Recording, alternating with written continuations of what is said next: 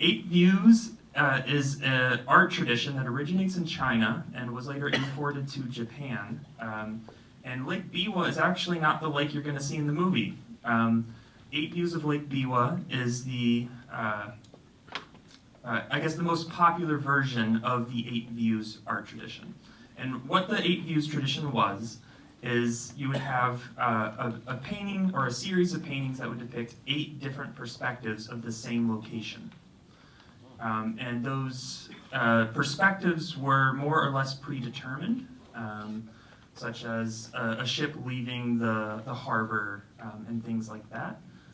And this film imagines that tradition in Lake Biwa, is that how you say it? Yeah. Which is the lake separating Estonia and Russia. So even though the name of the film, the lake is actually in Japan, you're going to see a different lake. And I just want to invite Simeoni to say a few words as well. And we'll have a Q&A after. Thank you, and enjoy.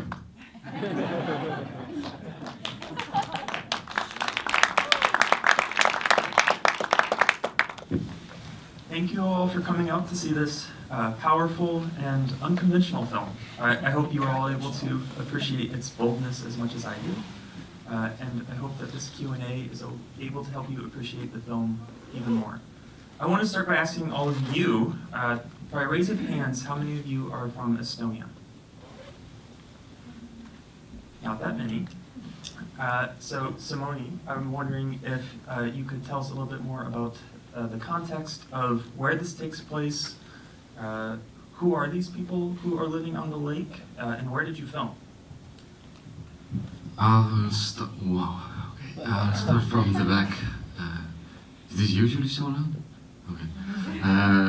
Yeah, it's filmed on the biggest lake that we have in Estonia, which is the lake Peipsi Järv, Peipus Lake in English, I believe.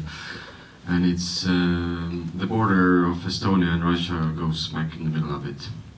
So that was the place where it sort of was filmed. It almost takes place because it's not really a real, like a real destination altogether. When now you've seen the film, so you get what I mean. It's a sort of a mixture of imaginary and that. And well, Marko explained why to go there. Also, is that first of all there's these communities, these old believer communities still alive. If you and he had an interest of making a sort of a tale-like imaginary film where the world is not as logical and is somewhat different from the real one. And I guess you find these kind of places more in the borders or out of in the periphery, or how do you say in English, than in some central places where things change faster and yeah. And then you see those characters and in those 8 pictures, and plus the sort of almost like the main character, the lake itself, which gets a lot of attention and a lot of time in this film with different ways of being and describing different. So that comes from the tradition of trying to take one place, as the Japanese tradition, to take one place and depict it in 8 different views or 8 different ways, showing it in a different form and different emotional state also. And what was the? Did I answer almost everything? I'm very curious. You're the first actor, right, who's ever been to the Boston Baltic Film Festival. So if you could tell us a little bit about your philosophy to acting and how you approach a new character, like Kiri in the film. Generally speaking, I would approach with just curious and curiosity and interest in the different human experience. That is, I think, depends on the medium a little bit. In theater, it's a bit different, but in film. Specifically, I don't know. I myself, I'm not able to really stand out of myself, and this is something that I believe is somewhat universal for everyone. That we use empathy to try to understand what the different people are thinking or feeling, but it's hard to go out of yourself in that sense, and that's why I don't like to think morally about those things or people or characters, so I'm just trying to keep curious and see what is the reason why people are acting the way they are. More like behaving, actually. Acting is already a different thing. When we were talking yesterday or the day before, you were talking about how collaborative the shooting process was and how actors were able to have input on shots and things like that. And I'm wondering if you could speak a little bit about how collaborative your experience in this film was.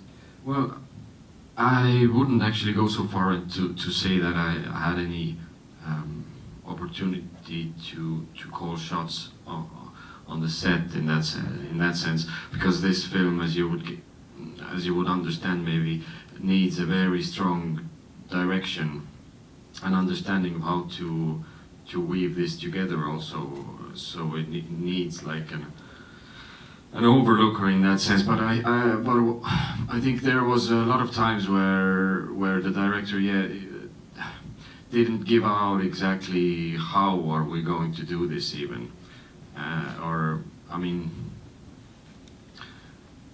he would sometimes say like, let's try.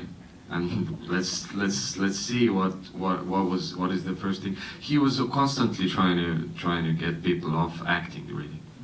So I think that's just the one of his ways of doing it, to get into the very personal.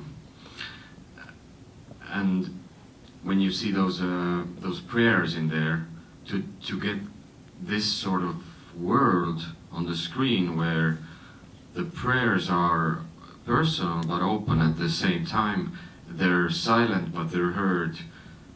This sort of a weird, intimate combination, and for that he went. He tried to get all the actors out of this sort of comfortable acting thing. Thank you. I think that's enough questions for me for now. I'm curious who has questions. Just raise your hand. Speak up. I have questions, but I just want to say this is my second time watching it. I like it even more on the big screen. You guys, like the whole cast, just amazing. The cinematography, everything. I'm blown away. Thank you, and you're very brave to watch 2 hours of this film at 10 o'clock in the morning. So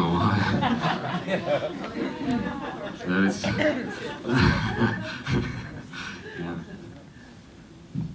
Yeah. Okay. Thank you. First of all, I mean, a lot of, try to understand. Definitely, I have a couple comments to the question. I think this need a book of explaining, episodes about like connection between Japanese and all the traditions in Japan and what you saw, because I kind of know some of it.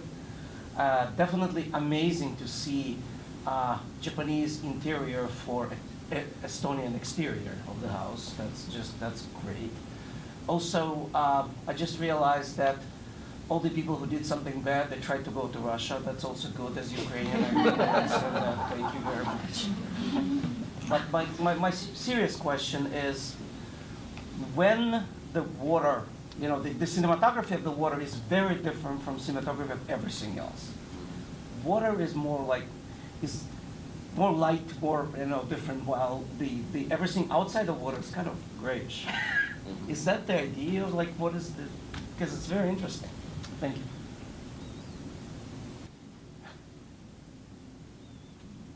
I'm just thinking out loud now because I'm not behind the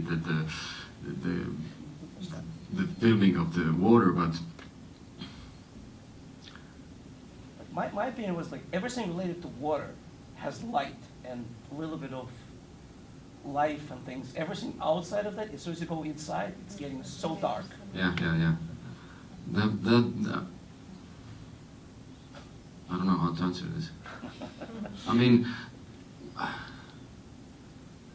yeah, for me, when I saw it in the premiere also, this is usually the time where an actor finally understands what the hell was going on. And I mean, you're not on set all the time, you know the story, but you don't know how it comes out, and especially knowing that your own part comes out differently than it was written, for example, at sometimes, and then you don't know what to expect really.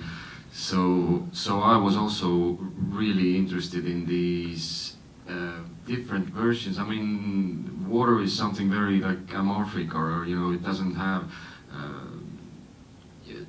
Joseph Campbell says that water, the surface of the water is the sort of almost, you could see metaphorically or mythically the line between the conscious and the subconscious. So there's always the idea of not knowing what's underneath the water. So there's something magical about that, and it's also the life giver, gives food and gives ability to cross it with a boat, but it's also dangerous and dark in there. So I don't know if that answers somehow. Of course, your character dies on the water. We don't know fully that, but yeah. I guess it seems to have died on the water. Yeah. Well, he comes back as a ghost in a sense. But I mean, what I still love about this film is this the invitation to, and I should have said it maybe beforehand, before the film also, is to invitation to be somewhat open for not. We are so keen on trying to realistically rationalize and explain all the things that we see and we do, and I think one of the things that Marko, the director, had really a plan with already while writing it is to convey a world, to show a world, especially using the old believers where this rationality was not invented yet. This rationality started, as he said, in the Enlightenment and with the French Revolution, where everything started to make sense in a scientific world. But we used to thousands of years to live in a world where it wasn't rationalized. It was more magical in that sense, and had interwoven connections between everything. So you are one with the world, and the world is you, and you're one with the nature, and with everything else for that matter. And now we have arrived to a world where we don't feel that we're one with it anymore, in a way. And we see how is that reflecting. That's reflecting also what we're doing to the nature and what we're doing to other people. So, yeah. I think some of that's reflected in, for the most part, the people in this village could be living in the 16th century or the 21st, with few exceptions. Like there was only, the director specifically took all the technology away, but left only the boat motors, because that was like a life-giving thing that needs to be there when you're this. The television came only after the. Where I wanted to arrive was that there was no technology until the war began. Then came the cars, machine guns, televisions, and whatnot, and etc. So there was an idea in there also. I saw a question over there. Talking about symbolic, there was a pretty strong theme with the bondage, and what is behind that? What is the meaning there? Well, the bondage thing goes back to Japan, and goes back to Japan. I mean, these ways of or concepts of how we think about love or human connections, I think they're culturally very different, and it's also a thing that goes through the book that is very loosely underneath this film, also by the same name, by Max Dothendy, a German Japanophile from who wrote the book in 1911 or something, I think. But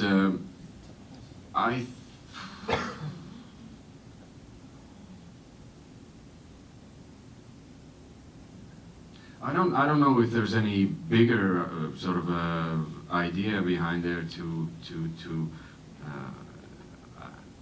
I didn't take it as there needs to be a message about this bondage thing. I think it somehow belongs in this weird melting pot of these cultures and things that we sort of think that we understand and things that we don't. And this bondage might be you might see it as very violent. But when it's done, for example, with care and love, then it's a different kind of thing, right? And it's hard to see that or understand that without stepping a little bit back from your own cultural view and understanding.